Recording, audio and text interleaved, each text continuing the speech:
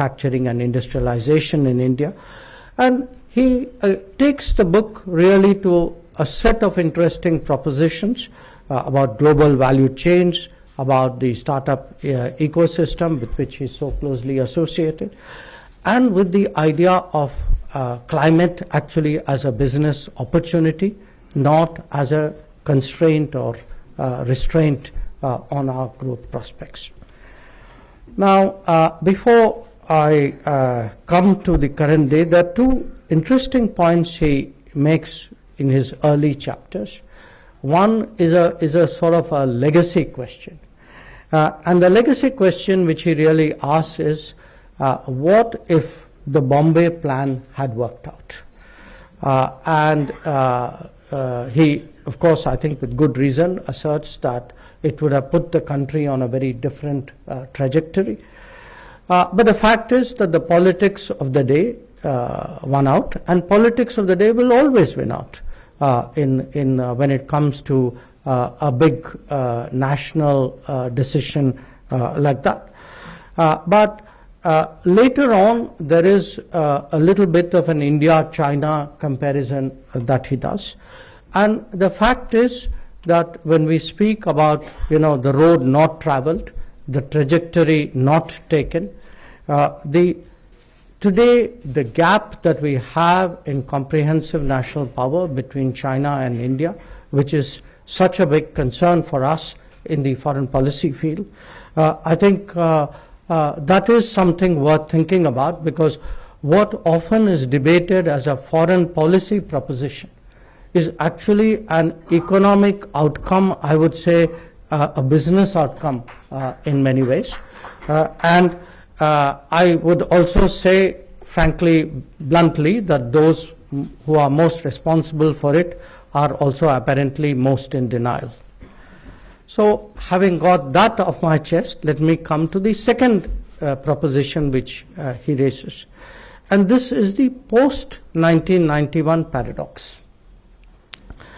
The post-1991 paradox, I thought Amitabh has summed up very neatly in the proposition of the duality of how we progressed, where you had wide-ranging reforms, to quote him, in some areas, and you had the vestiges of the past also continuing in many areas. And therefore, he says we move forward at two speeds. And I think that's something, we all knew intuitively. He's, in a sense, verbalized that. But it is to me still today the challenge that the country faces, which is, instead of, shall I say, being complacent about the reforms which were done, perhaps we should have given and still keep giving more thought to the reforms which were not done and which remain to be done. And how do we, in a sense, go beyond this two-speed situation and come to something which is far more inclusive, far more unified, and far more impactful in terms of the outcome it produces.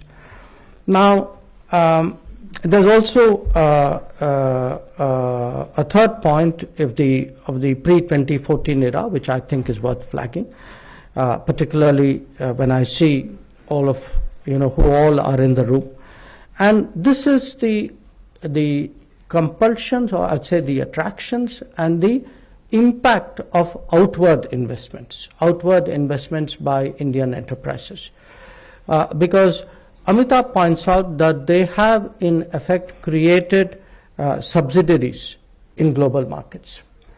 And the point struck me because, as someone today who travels in what are considered relatively distant parts of the world and sees how strongly Indian business is establishing its footprint, and you start seeing the outlines of where we would be at the end of the decade, or perhaps into the next decade. And this outward experience, I believe, will serve us very well when it comes to offering services, taking manufacturing abroad, or in sourcing resources. And I think all those are really prospects that the Indian economy will have to address sooner rather than later. So let me then fast forward to the post-2014 era.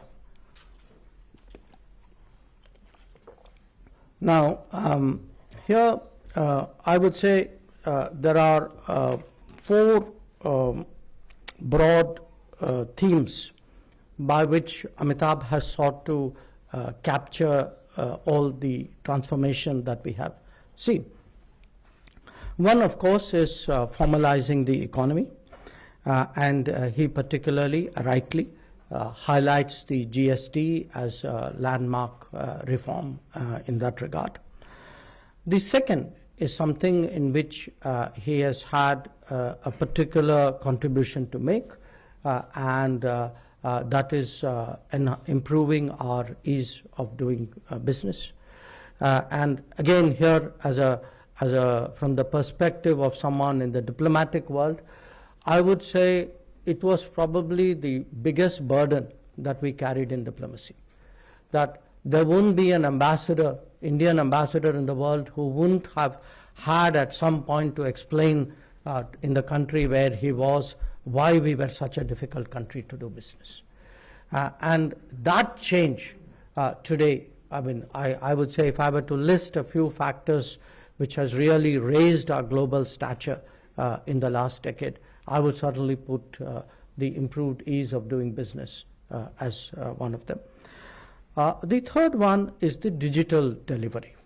And the digital delivery, I think Amitabh points out, has improved governance. It has in many ways made growth truly inclusive. And I would say in a way, and I quote here a phrase which Prime Minister often uses, we are a country who have actually democratized technology, that we have made technology both practically and aspirationally available to everybody in this country. And finally, the fourth theme which he writes about is the grassroots change, and particularly in the aspirational district, and my own MP Lads district in Gujarat is an aspirational district, and I have seen even in the space of the last 4 years how much of a change there has been as a result of that kind of focus. So when I look at the post-2014 era, I think for me this formalization, the ease of doing business, the digitalization, and the grassroots delivery, I think these have really been the game changers. And as a political scientist, I would say, if you ask me today, what is the change in the politics of the country, I think we are today moving to a politics of delivery.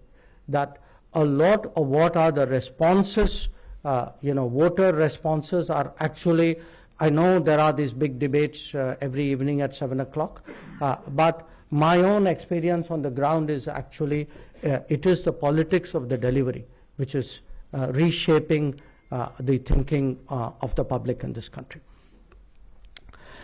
So having gone through it, I would offer a few thoughts, and I have a few thoughts which I pick up on what Amitabh himself has written in the epilogue at the end of the book. And the first one really is the impact of the pandemic and what that means for all of us. I think there's no question that after the pandemic we have entered an era where the focus is on de-risking the global economy. And that de-risking takes place in many forms. When it comes to manufacturing and supply chains, it is very much, I think the focus has shifted to building more reliable and resilient and redundant supply chains. And that, for us, is today the great opportunity when it comes to manufacturing. The second is in the digital domain. I think, again, in a way, the last decade, a lot of issues that we did not focus on, I would say did not want to focus on, have now come out in the open. And what has come out most in the open is the concern about where our data resides, where our data is processed, where it is harvested, where is the artificial intelligence created, and the focus today on trust and transparency in the digital domain, I think, is overwhelming. The third thought for your consideration is actually the global polarization. Yes, the global polarization makes certainly diplomacy far more complex, but the global polarization is also actually a window of opportunity for many nations. And I would suggest certainly for India, economically and technologically, that is very much the case, because if the global polarization is set against a much more trust-centric digital activity and a more redundant, resilient supply chain, I think smart business moves can really open up many possibilities for India. And finally, in regard to the pandemic and the prospects ahead, again I pick up on a point which Amitabh both writes and mentioned, which is it appears that our destiny is to grow, but grow in a much more volatile world, but also in a much more decarbonized environment. So India's growth in that sense is going to be fundamentally different from anybody else who precedes it, not because it's necessarily one out of our choice. I think that is the environment, the global environment in which we find ourselves today. So, which really means in many ways we have to think through and perhaps devise a growth strategy for which there's really no precedent. So how do we take advantage of it? I think we take advantage of it, one, clearly once again by getting the focus back on manufacturing, because there is no major country in the world which has sustained or enhanced its global position without some commensurate build-up of manufacturing. So this idea, I mean, I've always believed that this focuses on services was actually an elegant excuse for being incompetent in manufacturing. So I think the bottom line, this country will never be a great country if it is not a great manufacturer. I think that's something which we need to understand. The second, and I say this with a lot of business people in the room, I think we need to stop looking for a China fix. That Indian growth cannot be built on Chinese efficiency. That ultimately, if we are really to sustain and take the economy to a different level, we have to create the kind of domestic vendor change that a serious manufacturing economy will do. I know that it is not something which will happen overnight, but I can tell you as someone in the government today, someone in the economic affairs cabinet committee, we take as a priority today that how do you build today the deep manufacturing supply chains which will be needed to do that.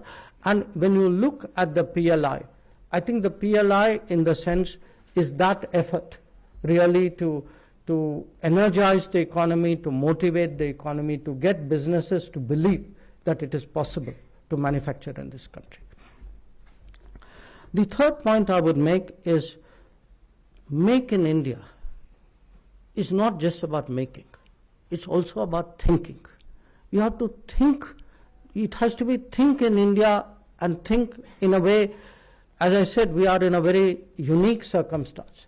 And I fully accept there are experiences and analogies that we can take, best practices we can take from the rest of the world. But at the end of the day, I think we will have to think through our growth strategy for ourselves. We'll have to think through solutions in difficulties for ourselves. And if you look at the last decade, every time we've actually confronted a major challenge, I would say the fact that we have really reflected on it in our own particular ethos and circumstances has actually been hugely helpful. And I would cite the COVID experience. I mean, at the time of COVID, other than the great health advice we got from the rest of the world, we also got a lot of advice on how to economically handle the COVID. And honestly, I would say I'm so glad we didn't listen to much of it. So I think, how do you come up with your own solutions? I think that is something which is important. I cite COVID, but I would say in a way it is even applies to our relationship with the world.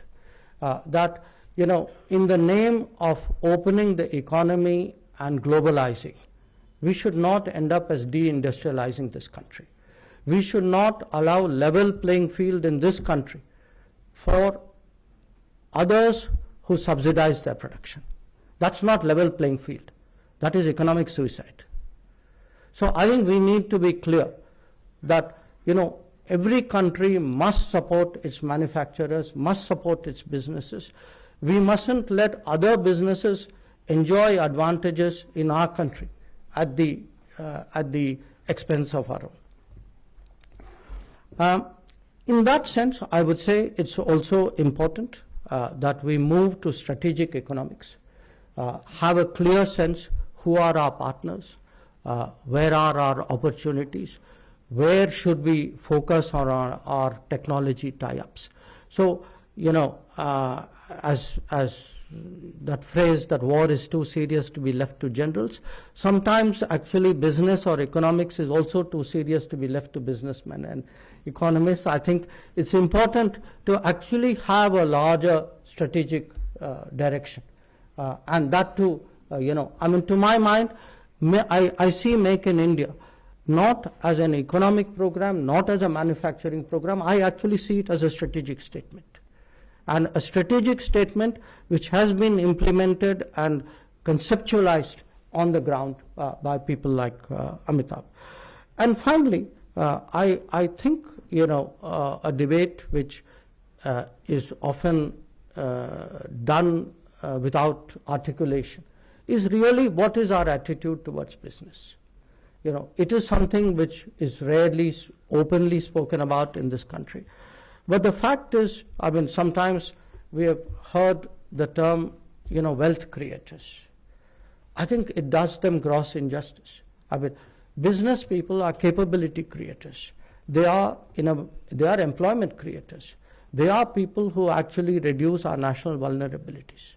So, to me, actually, strong business is not only about the economy. It is, to me, a critical segment of national security. So I therefore, conclude what is, a great book, a very readable book, a very marketable book, Kapish, with a sort of foreign policy take.